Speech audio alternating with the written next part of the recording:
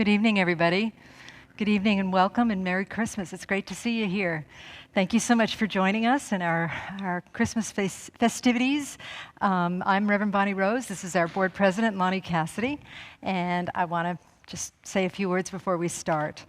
You may have noticed that we've had another challenging year in many ways, and we're here today to celebrate peace and love and joy and all of the great qualities that come with the season. We're starting by giving thanks for all of the people that helped to put this program together. So many unseen hands and hearts. You'll see actors on the stage and you'll see choir people singing and Chris playing the piano, and know that the tech people are supporting us in behind the scenes, but also hands decorated the Christmas tree and parents drove their kids to rehearsal, and there's just this, I don't know, at least 100 people that work together to make this happen. So we're very grateful for all of that. A few safety things. This isn't really a safety thing, but if you would like to silence your cell phone, that would be helpful. Okay. The other thing is that we're wearing masks when we're in the seats, and people who come on stage can take their mask off to speak. We're not serving food afterwards like we normally do, and that's out of respect for COVID, that we want to keep the gathering fairly short. We also will have candles. I hope you all have your candle, and we're going to be lighting the candles, and when your candle is lit, you hold it upright, and then the candle that's unlit, you hold it on the side and get the candle from the light from the lit candle. You all got that? Good. Okay, good. We also have live animals in the house at the very end. The animals come on stage, and afterwards you're welcome to visit with the animals. We just ask that you practice good animal safety, meaning primarily just let them know that you're coming, let them sniff you first, don't approach them from behind, watch where you step, all that good stuff, okay? All right. I want to say a little bit about what we're doing tonight. There will be choir, of course, but we're also doing a play. We're doing A Christmas Carol that was written by Charles Dickens and adapted by Hugh Rose. Dickens wrote the story to address some of the discouragement in 1843. He had become concerned about poverty and about child labor, and there was also at that time a general malaise or a general discouragement about Christmas. So he created A Christmas Carol to draw attention to the values that are truly important to humanity, to all beings, really. And so the play, A Christmas Carol, is a reorientation to what matters most, which would be things like hope and family and generosity and community and faith in something greater than the small self. And these are all of the values that we teach here at this center, so we're very proud and pleased to offer this. You know, this has been a really challenging time for like 2 years or so. I refer to COVID as the little stinker that won't give up, and it's it's living up to its name. But you know, we know that there is hope and that there is possibilities for something greater to emerge from all of this. And I trust that tonight, our spiritual work together, that something will emerge for you. You know, A Christmas Carol is what I would call an every man or every woman tale. It's an allegory, and it's about the kind of tight and stingy parts of ourselves, or the parts of ourselves that are hopeless or that have given up. And then something happens, and there's an epiphany, and Scrooge wakes up. You know the end, right? I'm not giving any spoilers, right? Scrooge wakes up, and life becomes beautiful all of a sudden. So that capacity and that potential exists for all of us. And I trust that the spiritual work that we do here tonight is a blessing to us individually, but also a blessing to the world. And so with that, I'll turn it over to Lonnie, our board president, and she will do a prayer. Thank you. So this evening is really a representation of that wandering, looking for a place to go. And so I'm so glad that you found your way here. So I invite you to close your eyes and just know there is one divine life, that source of goodness and hope and divinity, which I call God, that has brought us here together to share that connection and to form that bond, that light, that goodness, that friendship, that kindness that is always a beacon. And so how grateful I am for this evening, for all of us to be together. And for those that are joining us in the virtual world, just know that you are loved and you are cared for and you are right where you should be. And so I know as this evening unfolds, it is truly a message of the hope of the divine, and that we find a way to seek the light and be the light. And so, with a heart filled with gratitude, I simply release these words into the mystery and the power of the divine law, knowing that they are already blessed and that we are a blessing. And together we say, and so it is. Thank you.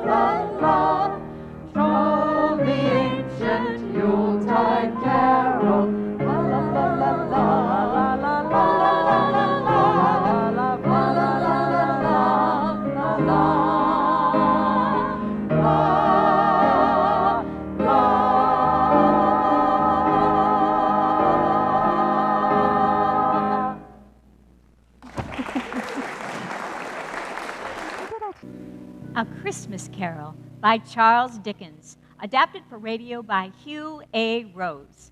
Act 1. Marley was dead to begin with. There was no doubt whatsoever about that. Old Marley was dead as a doornail, and Scrooge knew he was dead. Scrooge and he had been partners for I don't know how many years. Scrooge was his sole executor, his sole friend, and his sole mourner. Scrooge never painted out Old Marley's name. There it stood years afterward, above the warehouse door. Scrooge and Marley.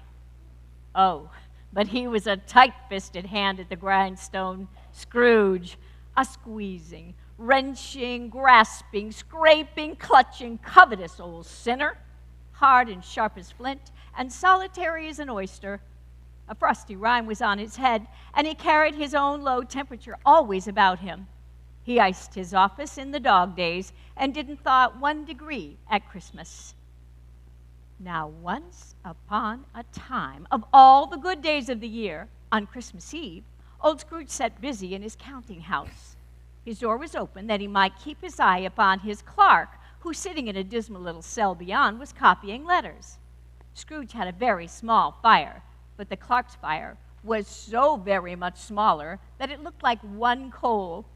The clerk made a tentative reach for the coal bucket. Cratchit, if you leave your seat, it may as well be to leave the premises. Yes, Mr. Scrooge. And he returned quickly to his stool, wound his comforter around his neck, and tried to warm himself at his candle. At that moment, the bell over the door announced a visitor.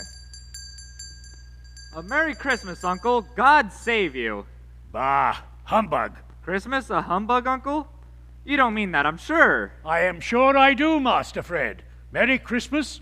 What reason have you to be merry? You're poor enough. What reason have you to be so morose? You're rich enough.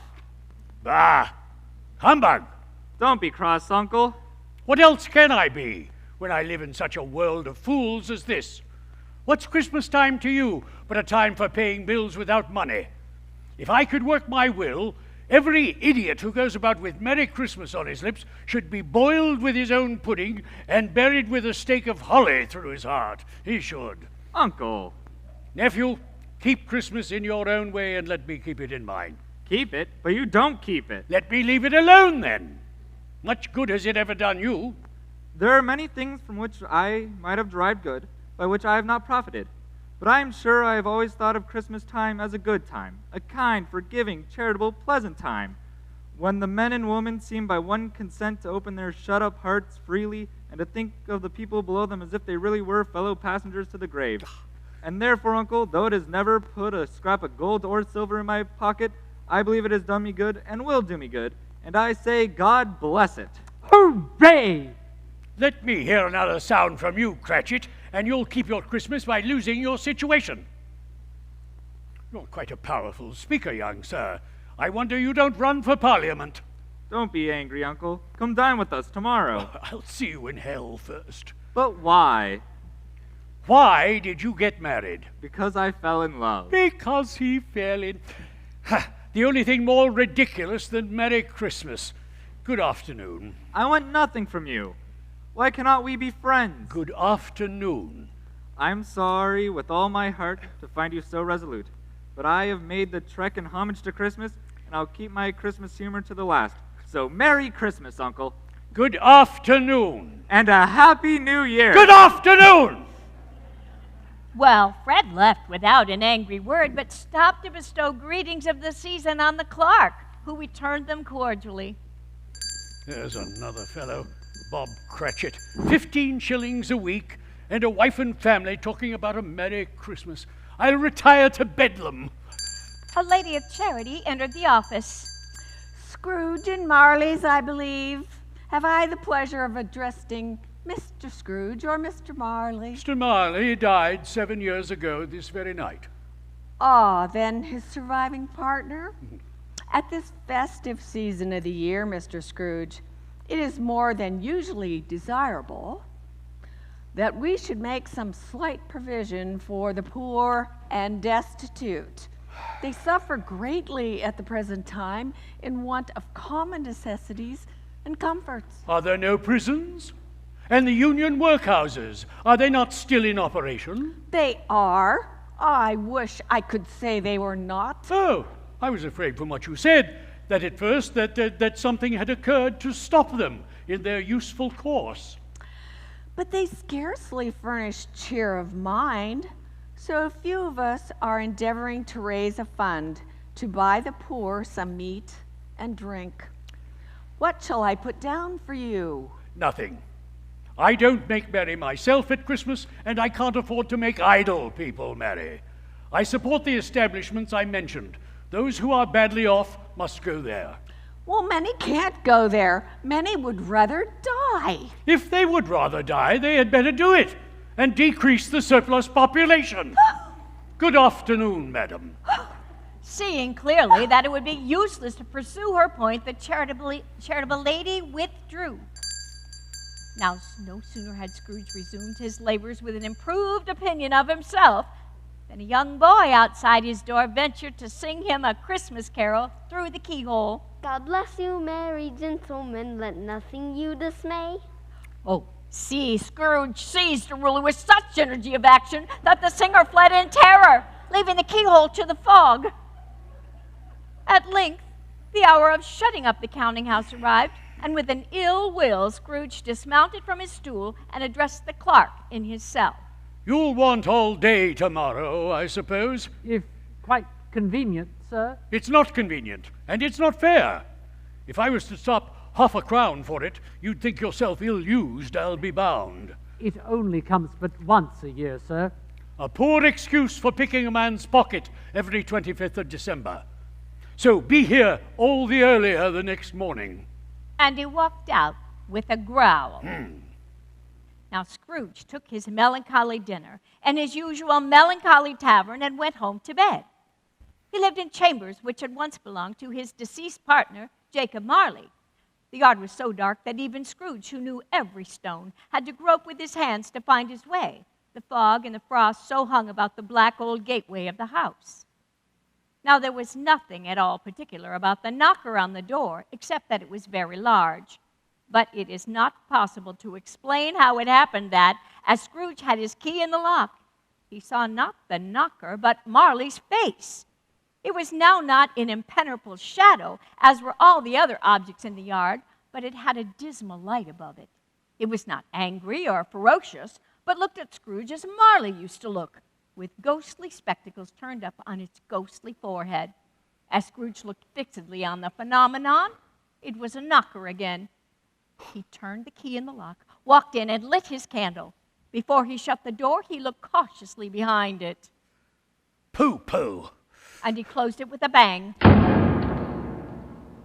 He went upstairs and walked through his sitting room and his bedroom, all as they should be. Nobody under the table, nobody under the sofa. Quite satisfied, he closed the door and locked himself in. He put on his dressing gown and slippers and sat down before the fire to take his drool. His attention was drawn to a long, disused bell that hung near the door. As he looked, it rang louder. And then all the bells in the house began to ring. And they were succeeded by a clanking from deep down below. And the clanking grew louder as it reached the floor below, and then louder as it came up the stairs, and then louder as it stood before his chamber door.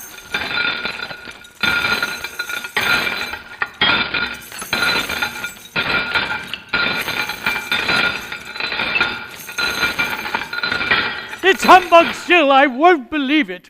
His color changed, though, when the ghost came on through the door and passed into the room before his eyes. Marley, his body transparent, the long chain he dragged was wound round him and was made with cash boxes, keys, and padlocks attached. Oh, now, what do you want with me? Much. Who are you? In life, I was your partner, Jacob Marley. You don't believe in me? I don't. Why do you doubt your senses? Because a little thing affects them. A slight disorder of the stomach makes them cheat. You might be an undigested bit of beef or an underdone potato. There's more of gravy than of grave about you. Hey, humbug, I tell you, humbug! Ah! Mercy! Dreadful apparition, why do you trouble me? Man of worldly mind, it is required of every man that if his spirit go not forth in life, it is condemned to do so after death, and witness what he might have shed on earth and turn into happiness. Oh, you are fettered. Why? I wear the change I made in life. I made him link by link and yard by yard, and of my own free will I wore it. Would you know the weight and the length of the strong coil you bear yourself? It is full as heavy and long as it 7 Christmases Eves ago. You have labored on it since. Oh, Jacob, speak comfort to me, Jacob. I have none to give, nor can I tell you what I would. I cannot stay. Many weary journeys lie before me. Oh, captive bound, not to know that the labor of immortal creatures must pass into eternity before the good is all developed. Not to know any kind soul will find its mortal life too short for its vast potential and usefulness.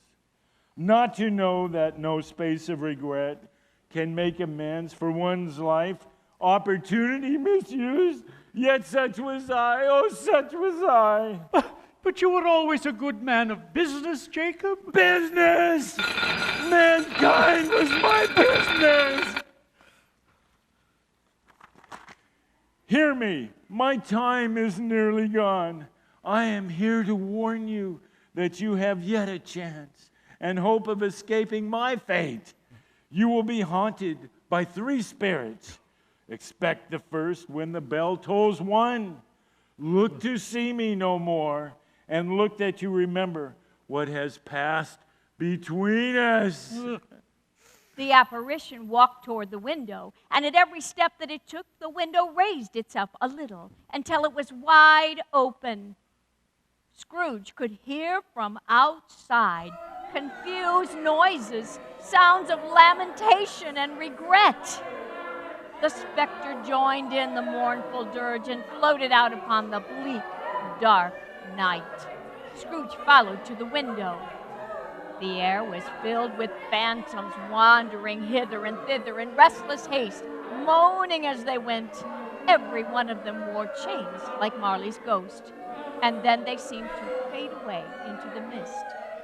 Scrooge closed the window, and he quickly examined the door. It was double locked. He tried to say, "Humbug," but stopped at the first syllable. And being, from the emotion he had undergone, much in need of repose, he went straight to bed without undressing and fell asleep upon the instant. End of Act 1.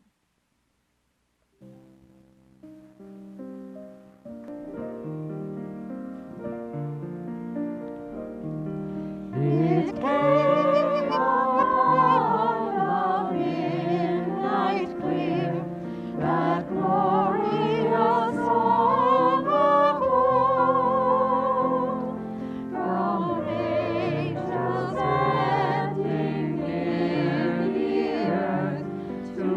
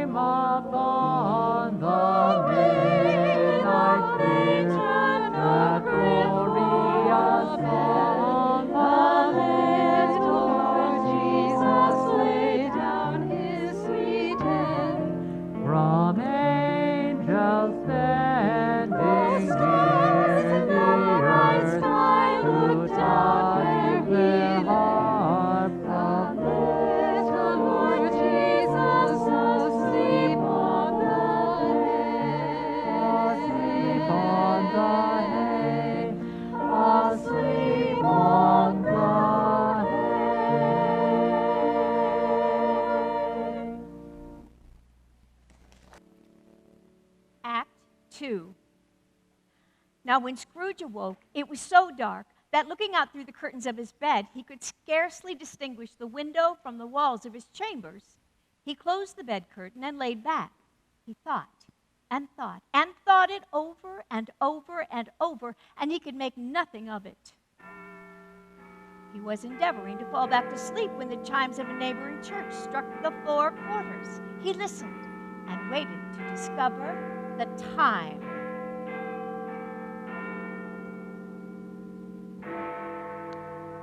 Light flashed up in his room upon the instant, and the curtains of his bed were drawn aside by the hand of an unearthly visitor, a strange figure, like a child, but also like an old woman. Its hair was pure white, and it wore a tunic of pure white. But the strangest thing about it was that from the crown on its head there sprung a bright, clear light by which all around it was visible. Are you the spirit whose coming was foretold to me? I am the ghost of Christmas past. Long past? No, your past. May I make so bold as to ask your business here? Your welfare, possibly your reclamation. Take heed. The ghost put its strong hand around Scrooge's arm. Rise and walk with me. He did so, but finding that the spirit was headed for the window, Scrooge pulled back. I am mortal and liable to fall. Bear but a touch of my hand, and you shall be upheld. As the words were spoken, they passed through the wall and stood suddenly upon an open country road with fields on either hand. The city had entirely vanished. It was a bright, clear, cold winter day with snow upon the ground. Good heavens! I was bred in this place. I was a boy here. You recollect the way? Oh, remember it. I could walk it blindfold. They walked along the road, Scrooge recognizing every gate and post and tree, until a little market town appeared in the distance, from which there were streaming, shaggy ponies with schoolboys upon their backs, who called to other boys in country gigs and carts. These are but shadows of the things that have been. They have no consciousness of us. Why did Scrooge's cold eye glisten and his heart leap up as the boys went past? Why was he filled with gladness when he heard them give each other a Merry Christmas as they parted for their several homes? The school is not quite deserted, though. A solitary child is left there still. I know it. Suddenly, they were standing before a mansion of dull red brick. They entered and walked down a long hall to a room at the back. The door opened, and they entered to see a lonely boy sitting by the window, weeping. Oh, poor boy. I wish, but it's too late now. There was a boy singing Christmas carols by my door last night. I should have liked to have given him something. Let's see another Christmas. As they looked, the boy aged a number of years. No longer sitting, he was pacing the room despairingly. The door opened, and a little girl, Fan, much younger than the boy, came darting in. Dear brother, I've come to bring you home. Home, home.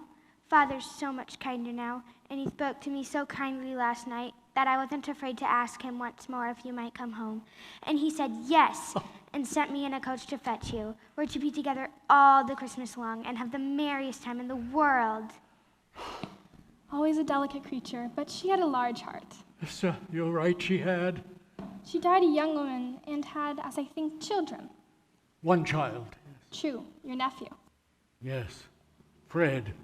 Now the school vanished, and they stood before a warehouse door. Do you know this place? Do I? I was apprenticed here. They went in and were met with the sight of an old gentleman in a Welsh wig sitting behind a high desk. Why, it's old Fezziwig! Bless his heart! It's Fezziwig alive again! Yo-ho there, Ebenezer, Dick. Dick Wilkins, to be sure. Oh, bless me, there he is. Poor dear Dick. Yo-ho, my boys, no more work tonight. It's Christmas Eve. Clear away, my lads, and have lots of room here. There will be dances and more dances, and there will be cake and a great piece of cold roast and minced pies and plenty of beer. It was done in a minute. Floor swept, lamps trimmed, fuel heaped upon the fire until the warehouse was a snug, warm, bright ballroom. In came Mrs. Fezziwig, one vast, substantial smile. In came the three Miss Fezziwigs, beaming and lovable. And in came, why, it must have been every living soul in the whole village, until the room was quite full. But the great effect of the evening came when old Fezziwig stood out to dance with Mrs. Fezziwig. A positive light appeared to issue from them. They shone in every part of the room. And when they had gone through the dance, bowed and curtsied, the clock struck 11 and the ball came to an end. Mr. and Mrs. Fezziwig took their station on either side of the door, shaking hands with every person as they went out, wishing them a Merry Christmas. A small matter to make these silly folks so full of gratitude. Small? He had spent but a few pounds of your mortal money. It isn't that, Spirit. He has the power to render us happy or unhappy, to make our service light or burdensome. He felt the Spirit's glance and stopped. What's the matter? I should like to be able to say a word or two to my clerk just now. My time grows short. Look. Again, Scrooge saw his former self changed. He was now older, in the prime of life. He was not alone, but stood by the side of a fair young woman in whose eyes there were tears. It matters little to you, Ebenezer, very little. Another idol has displaced me. But, Belle, what idol has replaced you? A golden one. This is the even-handed dealing of the world. There is nothing on which it is so hard as poverty, and there is nothing it professes to condemn with such severity as the pursuit of wealth. I have seen your nobler aspirations fall off one by one, until the main passion, gain, engrosses you. What then? Even if I've grown so much wiser, what then? I am not changed toward you, am I? Our contract is an old one. It was made when we were both poor and content to be so, until in good season we could improve our worldly fortune by patient industry. You are changed. When it was made, you were another man. I was a boy. How often and how keenly I have thought about this, but it is enough to say that I release you. You may have pain in this, but it will be for a very, very brief time, and you will dismiss the recollection of it gladly as an unprofitable dream from which it had happened while that you had awoke. May you be happy in the life you have chosen. Oh, Spirit, show me no more. Conduct me home. Why do you delight in torturing me? One shadow more. No more. Show me no more. But the relentless ghost pinioned him in both arms as if to make him observe. I told you, these are shadows of things that have been. They're not the shadows what they are. Do not blame me. I cannot bear it. Leave me. Take me back. Haunt me no longer. During their struggle, Scrooge noticed that the light from the Spirit's crown was burning exceptionally high and bright, and by an inspiration, he took off his own nightcap and pulled it down over the Spirit's head. Everything went dark, and the Spirit disappeared. And Scrooge found himself in his bedroom. He was conscious of being exhausted and overcome by an irresistible drowsiness, and had barely time to reel into his bed before he sank into a heavy sleep. No. Awakening in the middle of a prodigious snore and sitting up in bed to get his thoughts together, Scrooge had no occasion to be told that the bell was again upon the stroke of 1.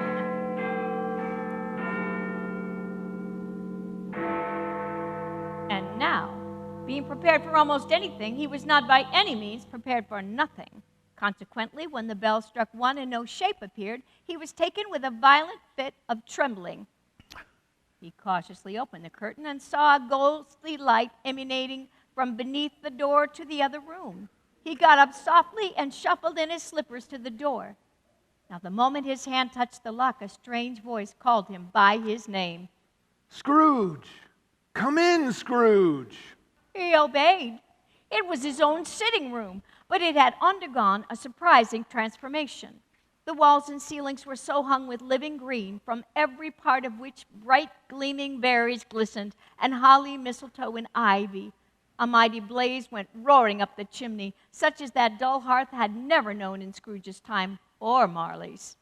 Heaped up on the floor, to form a kind of throne, were turkeys, geese, game, great joints of meat, suckling pigs, long ropes of sausages, mince pies, plum pudding, red-hot chestnuts, and seething bowls of punch.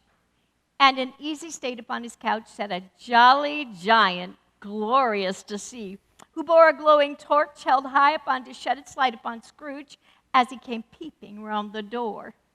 I am the ghost of Christmas present.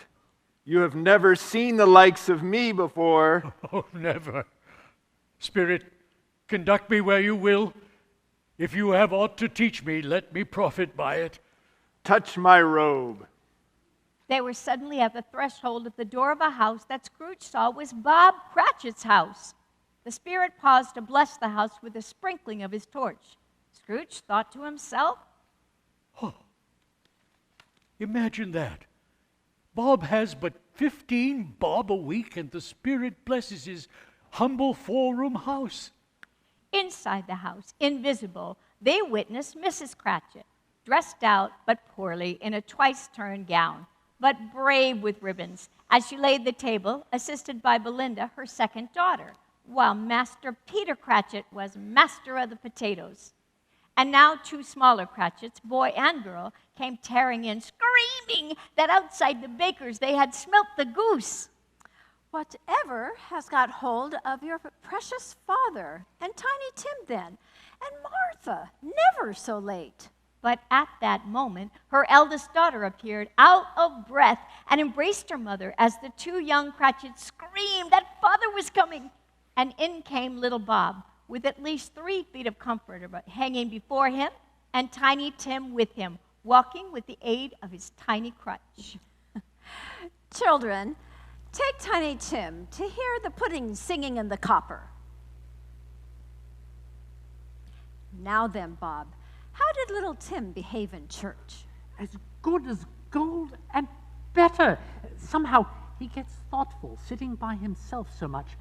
And on the way home, he told me that he hoped the other people saw him in the church because he is a cripple and because he thought it might be pleasant for them to think of the one who made the lame to walk and the blind to see. Oh, there, my dear.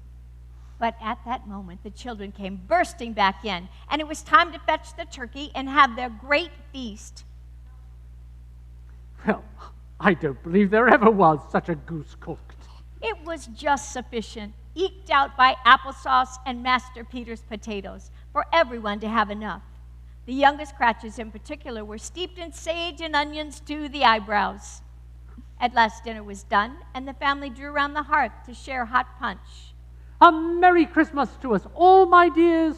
God bless us. God bless us, everyone. Spirit, tell me if Tiny Tim will live. I see a vacant seat in the chimney corner and a crutch without an owner. Oh no, Spirit, say that he will be spared. If these shadows remain unaltered, no future Christmas will find him here. What then? If he be like to die, he had better do it and decrease the surplus population. Oh my God. Man, forbear that wicked cant until you have discovered what surplus is. It may be that in the sight of heaven you are more worthless and unfit to live than millions like this poor man's child. O God, to hear the insect on the leaf pronouncing that there is too much life among his hungry brothers in the dust. Bent and bowed by the ghost's rebuke, Scrooge cast his eyes upon the ground, but lifted them quickly as he heard his name. Mr. Scrooge, I give you Mr. Scrooge, the founder of the feast. The founder of the feast, indeed. I wish I had him here. I would give him a piece of my mind to feast on. My dear, the children, Christmas Day? It must be Christmas Day if one were to drink the health of such a stingy, odious, hard, uncaring man. You know he is, Robert. You know better than nobody that he is, poor fellow. My dear, Christmas Day? For your sake, then, a Merry Christmas to him. I'm sure he'll be very merry. I'm sure indeed. With a sprinkling of his torch upon the scene, the ghost gave Scrooge the edge of his robe, and they were instantly at another gathering, where, to his surprise, Scrooge found himself looking at his nephew Fred in the company of his wife and a bevy of family and friends. He said that Christmas was humbug, as I live, and he believed it too. More shame to him, Fred. Oh, he's a comical old fellow, and not so pleasant as he might be, but his offenses carry their own punishment. I'm sure he is very rich. What of that, Fred? His wealth is of no use to us. He doesn't do any good with it, and he doesn't make himself comfortable with it. But who suffers by his ill whims? Himself always. Here he takes it into his head to dislike us, and he won't come to dine with us. What's the consequence? He's not missing much of a dinner. Indeed. I think he loses a very good dinner. I was only going to say that by not making merry with us, he loses some pleasant moments, which can do him no harm. And I mean to give him the same chance every year. He may rail at Christmas till he dies, but he can't help thinking better of it. I defy him. If he finds me going there in good temper year after year, if it only puts him in the vein to leave his poor clerk 50 pounds, that would be something. Now, after their very fine dinner, they had some music, for they were a musical family, and everyone sang out without embarrassment. But they didn't devote the whole evening to music. They played games, and everyone acted like children, for it was Christmas, playing forfeit, blind man's buff, and how, when, and where. And none so much as Scrooge, who competed to have the first answer in every game. The ghost was greatly pleased to find him in this mood. Scrooge begged him like a boy to be allowed to stay. My life upon this globe is very brief. It ends tonight. Hark, the time is drawing near. Spirit, forgive me, but I see something on the ground beneath your robes. Look here. From the folds of its robe, the ghost revealed 2 children clinging to its ankles. Wretched, frightful, yellow, ragged, scowling. Spirit, are they yours? They are man's. The boy is ignorance, and the girl is want. Have they no refuge or resources? Are there no prisons? Are there no workhouses? Scrooge looked about him, but the ghost of Christmas present was gone. End of Act 2. So, this is our time for offering, and we also have an accordion solo. The two go together. I don't know what to tell you. Here comes Greg. A portion of this, the income from this service, of the offering for this service, will of course go to charity. We tithe a portion of our income to places that Scrooge would not approve of. But anyway, we just, we love the spirit of giving here, and we just invite you to open up your heart in generosity. So before we have Greg play, let's put your gift and your intention over your heart, and please repeat after me. We trust in spirit. Love is the giver and receiver of all that we are. We offer our gift. It is an outer expression of our inner abundance. Our gifts bless many and return to us multiplied in miraculous ways, so that we may give again. And so it is. Thank you.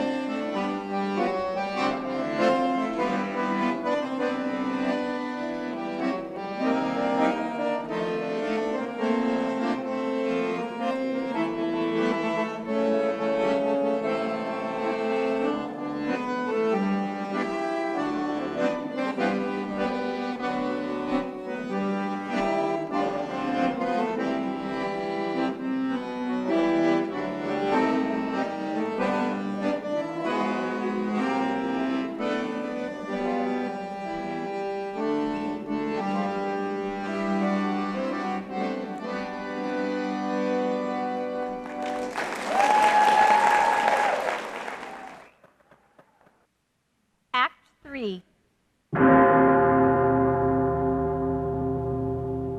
Suddenly, he was in a bleak, foggy place. He peered into the fog, and then he saw it coming, a solemn phantom, draped and hooded, coming like a mist along the ground towards him.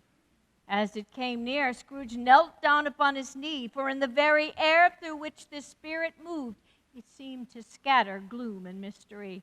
It was shrouded in black, concealing its face, leaving nothing visible save one outstretched hand. Am I in the presence of the ghost of Christmas yet to come? The spirit answered not, but pointed onward with its hand. Ghost of the future, I fear you more than any specter I have seen. But as I know your purpose is to do me good, and as I hope to be another man from what I was, I am prepared to bear your company and do it with a thankful heart. Will you not speak to me? Again the hand points straight before them. Lead on, spirit. They floated through the city until they reached the center of the merchants' district and stopped to overhear two businessmen speaking on a street corner. I don't know much about it. I only know he's dead. When did he die? Last night, I believe. What did he do with his money? I haven't heard. He hasn't left it to me. That's all I know. The ghost stretched forth its hand, and they left that scene and glided to an obscure part of the town. The ways there were foul and narrow, and far in this den of infamous resort was a lowbrow shop, where iron, old rags, bottles, and many other odd items were bought and sold. Old Joe, its proprietor, sat smoking his pipe in the middle of his piles of goods when two separate hopeful sellers arrived at his shop with their bundles. What treasures have you brought me, my dears? The charwoman, who was first in, spoke out. Let me alone to be first, and the undertaker's girl be second. Here's my bundle. Who's the worse for the loss of a few things like these? Not a dead man, I suppose. If he wanted to keep him after he was dead, he'd have had somebody to look after him when he was struck with death, instead of lying, gasping out his last there, alone by himself.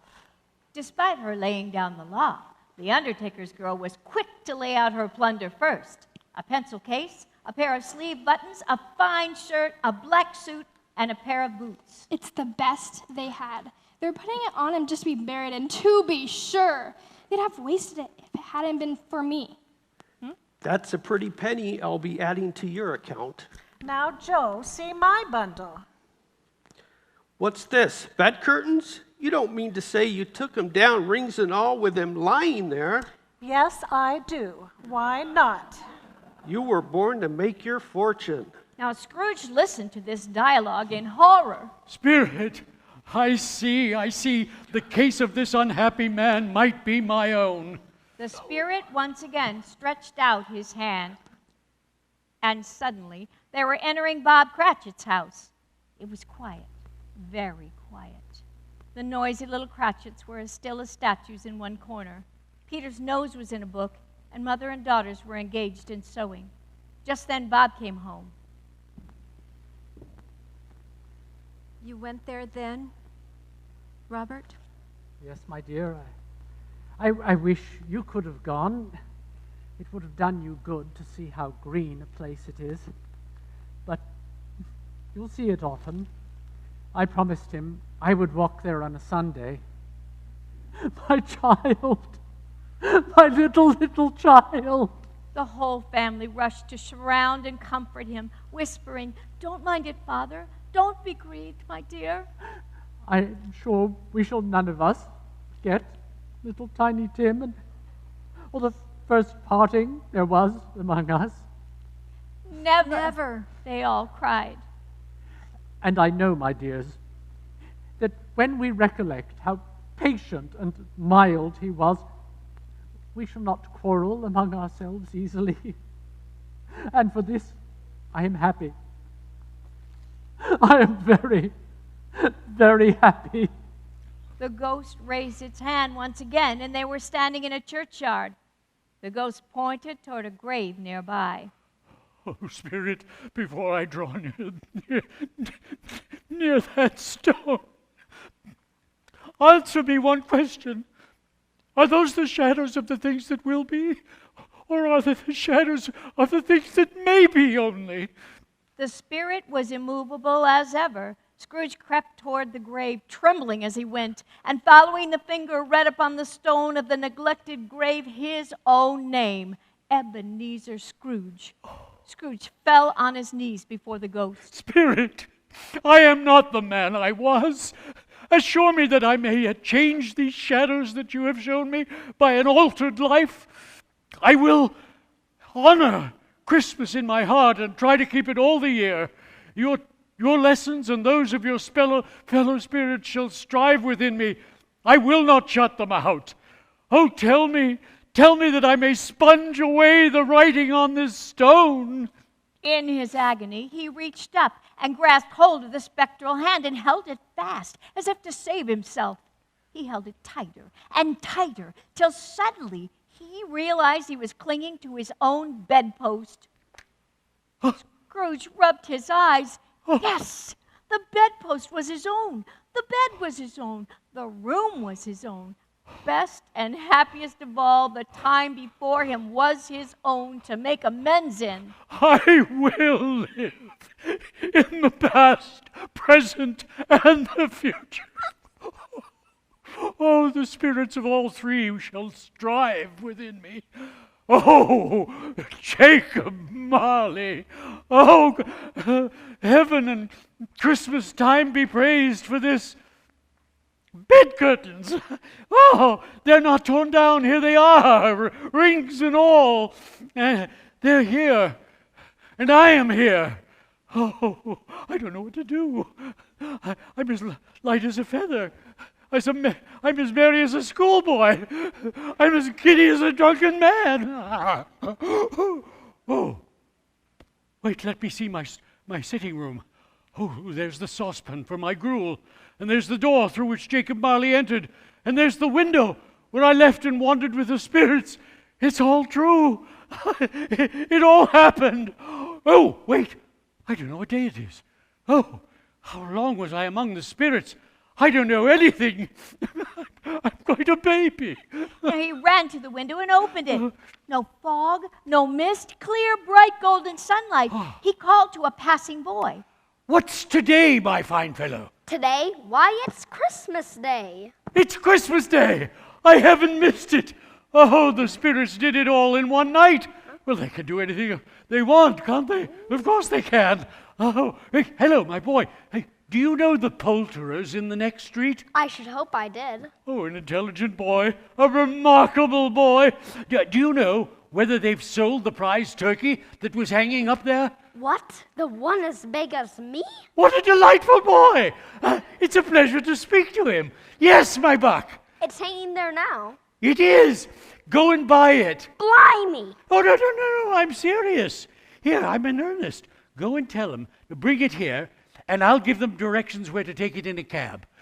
Come back with the man, and I'll give you a shilling. Oh, come back in less than 5 minutes, and I'll give you half a crown. All right?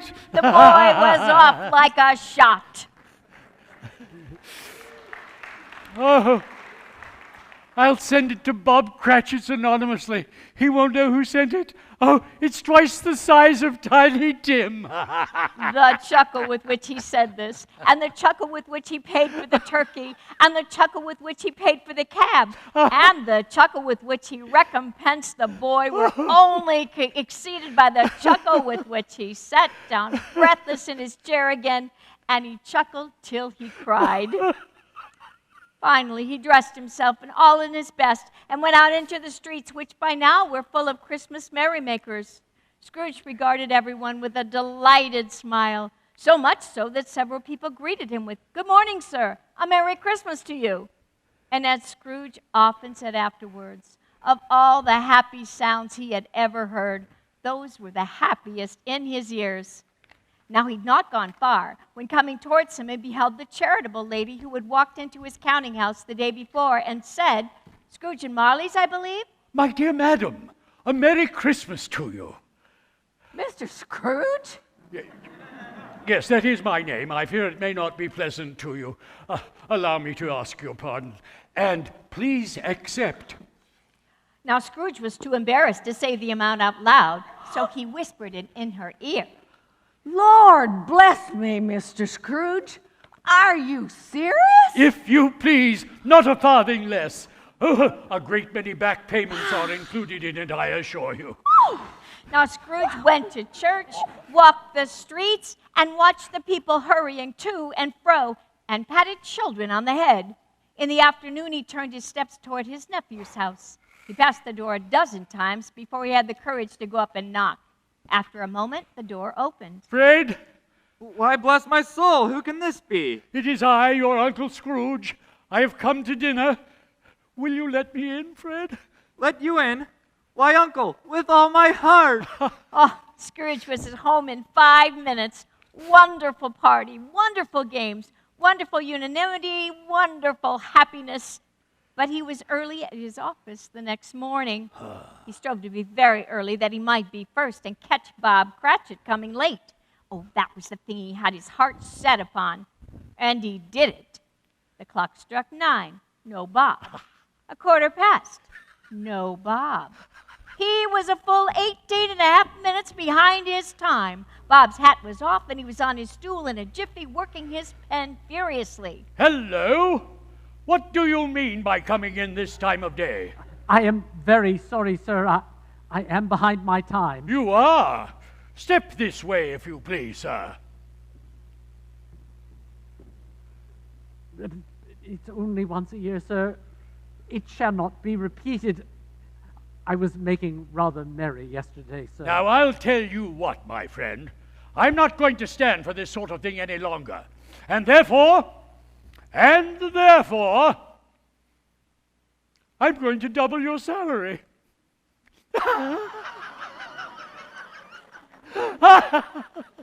Yes, a double your salary. A Merry Christmas, Bob, and a merrier Christmas, my dear fellow, than I've given you in many a year. Oh, Bob, I'll raise your salary, and we'll discuss your family's affairs this very afternoon over a Christmas bowl of smoking bishop.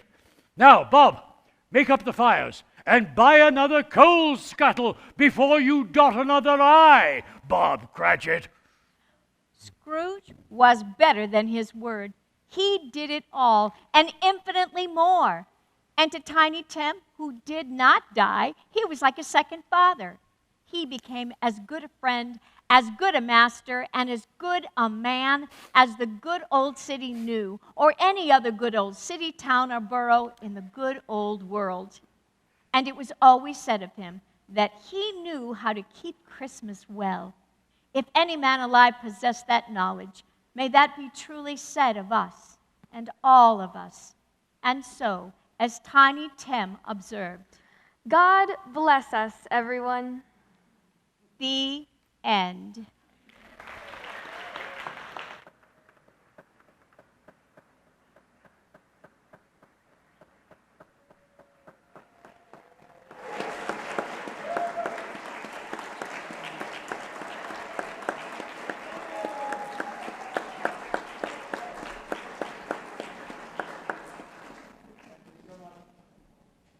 Will you all sing with us what must have been Charles Dickens' favorite Christmas carol? How do I know?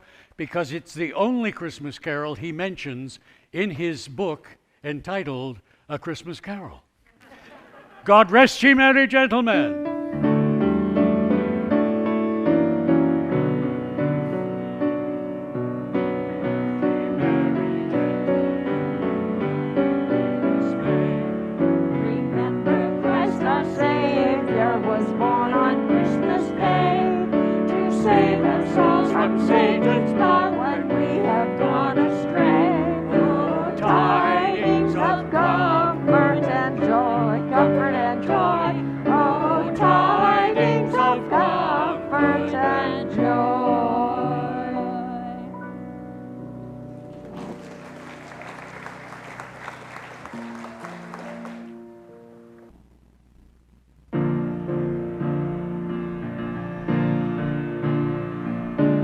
Hark the herald angels sing.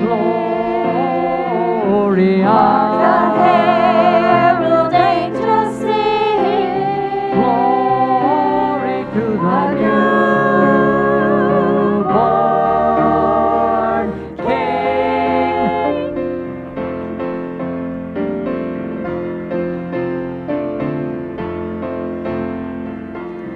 Hark the herald angels sing. Glory, glory to the newborn King. Peace on earth and mercy mild, God and sinners reconciled. Joyful all ye nations rise. Join the triumph of the skies, with angelic hosts proclaim, Christ is born in Bethlehem. Hark the herald angels sing, glory to the newborn King.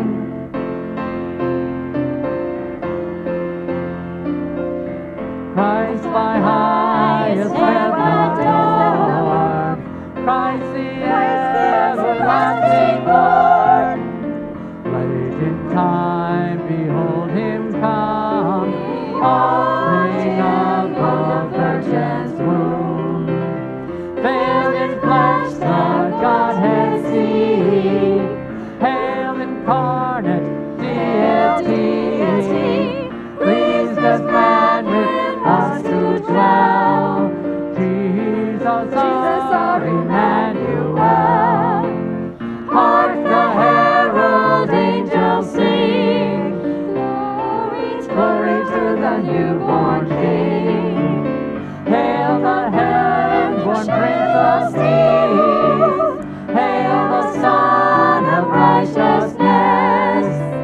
Light and life to all he brings, rich with healing in his wings.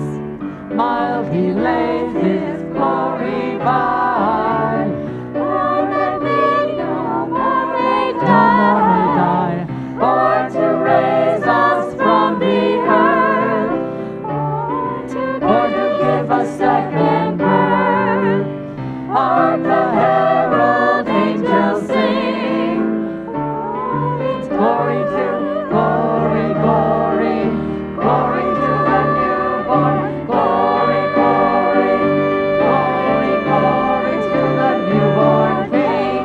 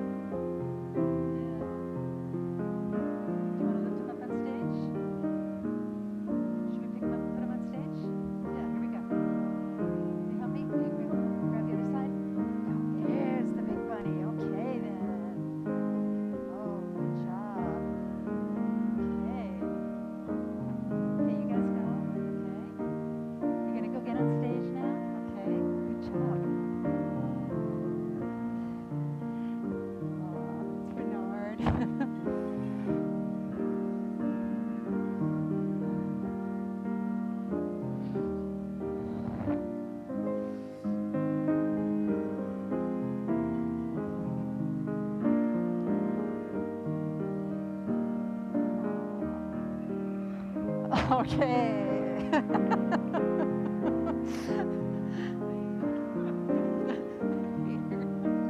Hi.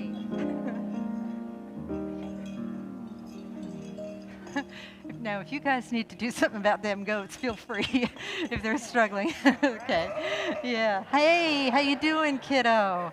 So it's Christmas at Ventura Center for Spiritual Living. This is what we do. I see that Leonard the pig didn't make it. Yeah, there was.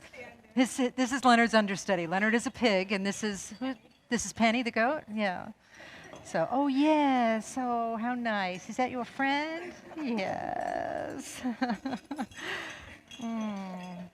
So we've all had to make allowances for COVID this year, and this is one thing that we still get to do, which is really exciting.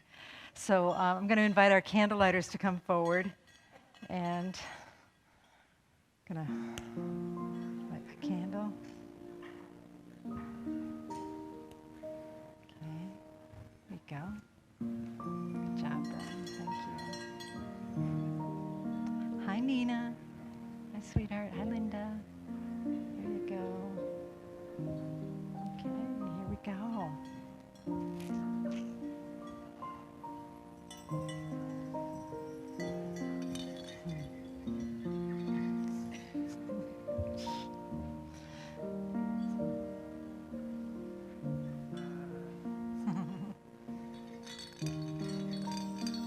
Hi. Aw. Hi, sweetheart. Hello.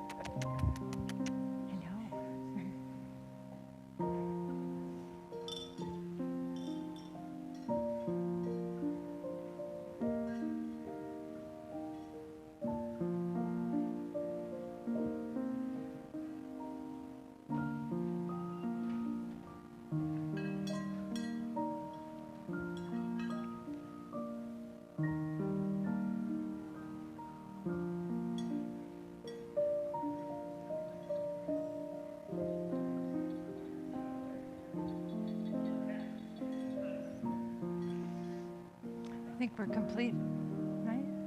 So let us stand and we'll sing together Silent Night 3 times. Here we go.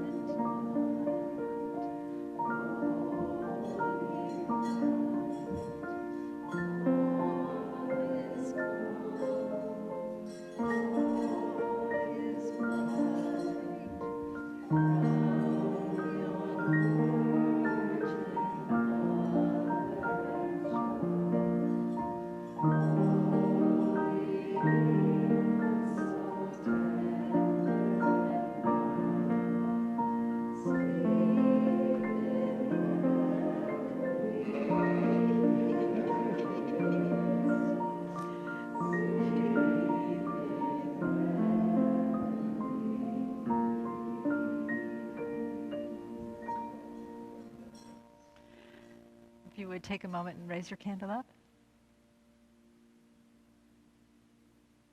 See how beautiful you are how beautiful the world can be. And in a moment, when I ask you to blow out your candle, know that that beauty remains within all of us, all beings everywhere. Let's lower our candles and blow them out. How's that going?